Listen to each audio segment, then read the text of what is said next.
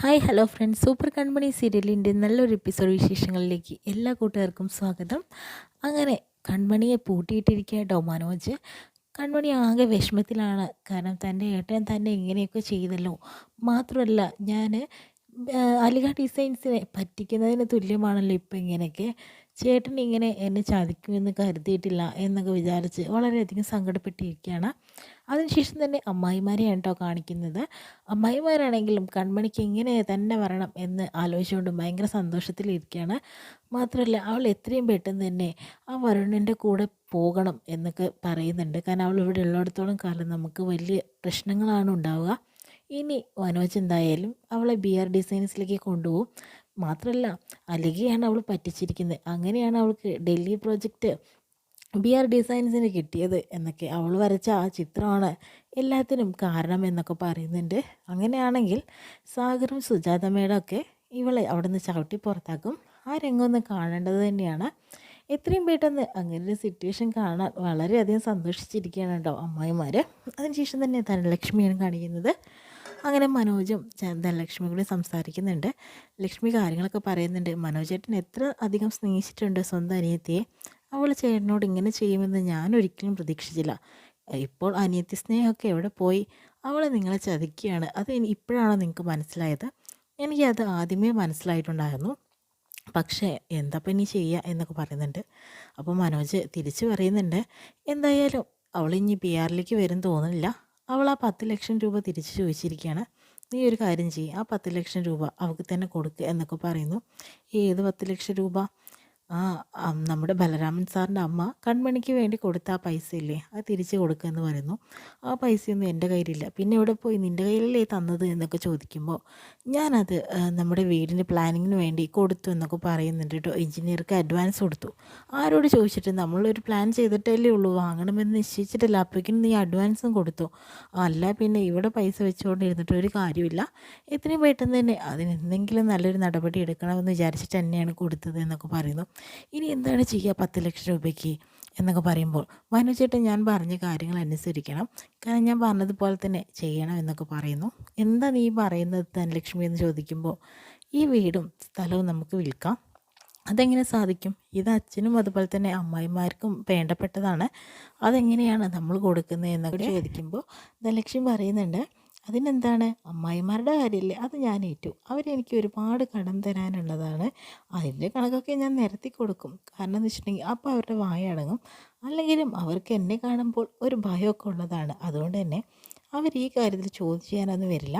ആ സ്ഥലമൊക്കെ വിറ്റിട്ട് നമുക്ക് 10 ലക്ഷം രൂപ ബലരാമൻ സാറിനും അതുപോലെ തന്നെ ബാക്കി നമ്മുടെ കടവും വീട്ടി ബാക്കി കാശ് നമുക്ക് എടുക്കാമെന്ന് പറയുമ്പോൾ അമ്മായിമാർക്ക് ആകെ ദേഷ്യം വരുന്നു. അവിടെ ഒരു കാണാതെ നിൽക്കുന്നുണ്ടായിരുന്നവർ ഇതെല്ലാം തന്നെ കേൾക്കുമ്പോൾ ഓടി വരുന്നുണ്ട് കേട്ടോ അവരുടെ റൂമിലേക്ക്. എന്നിട്ട് പറയുന്നത്, നീ നല്ലവളാണല്ലോ, നീ ആൾ കൊള്ളാലോ, നീ പഠിച്ച കള്ളിയാണ് എന്ന് നീ വിചാരിച്ചിട്ടുണ്ടെന്ന് ഞങ്ങളെ സ്വത്തും കൂടി നിനക്ക് തിന്നാൻ കിട്ടുമെന്ന് വിചാരിച്ചോ? അതൊരിക്കലും നടക്കില്ല ധനലക്ഷ്മി. നീ അങ്ങനെ ഒരു കാര്യം വെച്ചിട്ട് വ്യാമോഹിച്ച് നിൽക്കേണ്ട കാര്യമൊന്നുമില്ല എന്നൊക്കെ അമ്മായിമാർ അവിടെ പറയുക കേട്ടോ. അപ്പോൾ തന്നെ മനോജും അതുപോലെ തന്നെ ധനലക്ഷ്മി അവിടെ നിൽക്കുന്നത് എല്ലാം കേൾക്കണം. പക്ഷേ ധനലക്ഷ്മി ആണെങ്കിൽ ഒരിക്കലും തന്നെ വിട്ടുകൊടുക്കുന്ന ഒരു പ്രശ്നവുമില്ല. നിങ്ങൾ അങ്ങനെ വിചാരിച്ചുകൊണ്ട് നടക്കേണ്ട യാതൊരു തര കാര്യമില്ല. കാരണം നിങ്ങൾക്ക് ഇവിടെ ഭക്ഷണം തരുന്നതും എല്ലാം ഞാൻ തന്നെയാണ്. അങ്ങനെ ഉദ്ദേശിച്ച് നിങ്ങൾ എത്ര കടം എനിക്ക് തിരിച്ചു തരാനുണ്ട്? ഈ വീടും സ്ഥലം വിൽക്കാൻ ഞാൻ തീരുമാനിച്ചു എന്നൊക്കെ പറയുന്നുണ്ട്. അങ്ങനെ വിറ്റിട്ടുണ്ടെങ്കിൽ എന്തെങ്കിലും പ്രശ്നമുണ്ടെങ്കിൽ പോയി കേസ് കൊടുക്കുക എന്നൊക്കെ പറയാട്ടോ ചെയ്യുന്നത് ധനലക്ഷ്മി. അങ്ങനെ ഞാൻ നിങ്ങൾക്ക് വെച്ചിട്ടുണ്ടെന്ന് പറഞ്ഞിട്ട് അമ്മായിമാരകത്തേക്ക് പോകുന്നു. അതിന് ശേഷം കൺമണി വിഷമിച്ചോണ്ടിരിക്കുന്ന സമയത്ത് അച്ഛൻ വന്നിട്ട് മോൾക്ക് ഭക്ഷണം ഇതാ എന്ന് പറഞ്ഞ് കൊണ്ടുവരാണ്. നീ ഇങ്ങനെ പട്ടിണി ഇരിക്കേണ്ട കാര്യമൊന്നുമില്ല, ഞാൻ എന്തായാലും മോളെ തുറന്ന് വിട്ടേ എന്ന് പറയുമ്പോൾ വേണ്ട വേണ്ട അച്ഛാ, കാരണം മനോജേട്ടൻ വരട്ടെ, മനോജേട്ടൻ വന്നിട്ട് തുറന്ന് വിട്ടാൽ മതി, എങ്ങനെ പുറത്തിറങ്ങാണ്ട് എനിക്ക് അത്രേ ആഗ്രഹമുള്ളൂ എന്നൊക്കെ പറയുന്നു. മനോജ് വന്ന് തുറക്കൂ എന്ന് എനിക്കറിയില്ല. എൻ്റെ മക്കൾ തല്ലുകൂടുന്ന കണ്ടപ്പോൾ എനിക്ക് എത്രമാത്രം വിഷമമായി. ഒരിക്കലും കാണണ്ടെന്ന് പറഞ്ഞിട്ടുള്ളൊരു കാഴ്ചയാണ് ഇന്ന് ഞാൻ നേരിട്ട് കണ്ടിട്ടുള്ളത് എന്നൊക്കെ അച്ഛൻ പറയുന്നുണ്ട്. അത് സാരമില്ല അച്ഛ എന്നൊക്കെ പറയുന്നു. അപ്പോഴത്തേനും ഗൂഗിൾ വരുന്നുണ്ട്. അപ്പേനെ ഞാൻ തുറന്നു വിടാം. മാത്രമല്ല ചിലപ്പോൾ അച്ഛനും വന്ന് തന്നെ അപ്പയെ തുറന്നു വിടും. അച്ഛനും അമ്മയും തമ്മിൽ വഴക്കായി എന്നൊക്കെ പറയുന്നു. മാത്രമല്ല ഈ വീടും സ്ഥലം വിൽക്കാൻ വേണ്ടിയിട്ട് അമ്മ പറഞ്ഞപ്പോൾ അമ്മായിമാർ വന്ന് പ്രശ്നം ഉണ്ടാക്കിയിട്ടുണ്ടായിരുന്നു. അച്ഛൻ്റെ സത്യാവസ്ഥ എല്ലാം മനസ്സിലായ അച്ഛൻ വന്ന് തുറന്നു വിടും, എന്തായാലും ഉറപ്പാണ്. എപ്പോൾ വിഷമിക്കേണ്ട എന്നൊക്കെ പറയുകയാണ്. അപ്പോഴത്തേനും എല്ലാ പ്രശ്നങ്ങളും ഇനി ഇതും കൂടി കാണാനുള്ളൂ ഞാൻ എന്നൊക്കെ അച്ഛൻ അവിടെ നിന്ന് സംസാരിക്കുന്നുണ്ട്. അച്ഛൻ വിഷമിക്കണം, മനോജേട്ടൻ തന്നെ വരും. കാരണം മനോജേട്ടന് എന്നെ ഒരുപാട് ഇഷ്ടമാണ്. ചെറുപ്പം മുതൽ എന്നെ അത്രമാത്രം നോക്കിയിട്ടുണ്ട്. എനിക്കൊരു വിഷമം വന്നിട്ടുണ്ടെങ്കിൽ ഒരിക്കലും മനോജേട്ടൻ ഭക്ഷണം പോലും കഴിക്കാതെ കിടക്കുന്നത് ഞാൻ കണ്ടിട്ടുണ്ട്. ആ ഏട്ടൻ എന്നെ ഒരിക്കലും ഇങ്ങനെ ശിക്ഷിക്കില്ല എന്നൊക്കെ പറയുക കേട്ടോ ചെയ്യുന്നത് അച്ഛനോട്.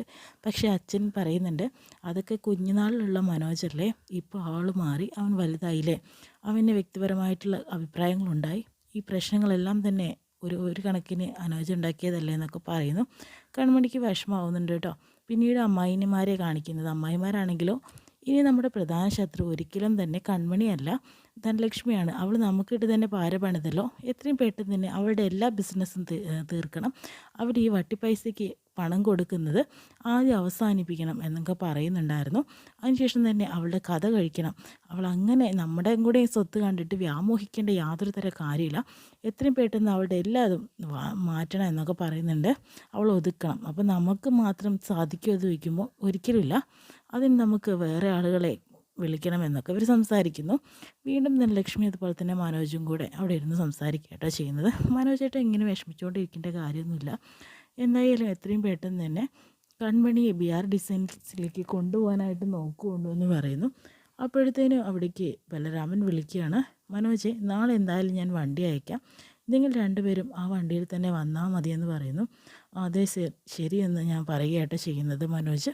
എന്നിട്ട് ലക്ഷ്മിയോട് പറയുന്നുണ്ട്, ബലരാമൻ സാറാണ് വിളിച്ചത്, സാറിനാണെങ്കിൽ നാളെ കൺമണിയെ അവിടേക്ക് കൊണ്ടുപോകണമെന്ന് പറയാണ്, അല്ലാതെ എനിക്ക് അവിടേക്ക് പോകാനായിട്ട് സാധിക്കില്ല, വണ്ടി അയക്കാം എന്നൊക്കെ പറയുന്നുണ്ട് സാറ്, അവളെ തീർച്ചയായും കൊണ്ടുപോകണം, കൊണ്ടുപോയി വലിച്ചഴിച്ചെങ്കിൽ കൊണ്ടുപോയേ പറ്റുള്ളൂ എന്ന് മനോജേട്ട എന്നൊക്കെ പറഞ്ഞ് ധനലക്ഷ്മി നന്നായിട്ട് കൂട്ടി കൊടുക്കാട്ടോ ചെയ്യണം മനോജിന്. അങ്ങനെ അതെല്ലാം തന്നെ കേട്ടുകൊണ്ട് നിൽക്കാട്ടോ ഗൂഗിളിന് ഒന്നും ചെയ്യാൻ പറ്റാണ്ട് നല്ല വിഷമമുണ്ട്. ഇത്രയും കാണിച്ചുകൊണ്ട് ഇന്നത്തെ എപ്പിസോഡ് വിഷയം കഴിയുന്നത്.